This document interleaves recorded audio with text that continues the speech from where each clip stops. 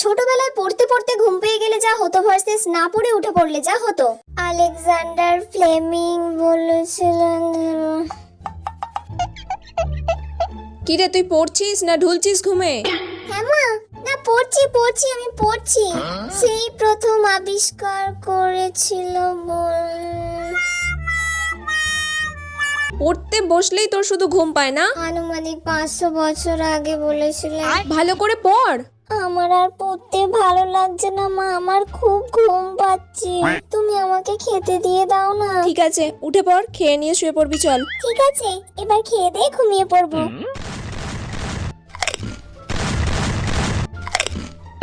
খাওয়া হয়ে গেছে, এবার যা গিয়ে ঘুমিয়ে পড়।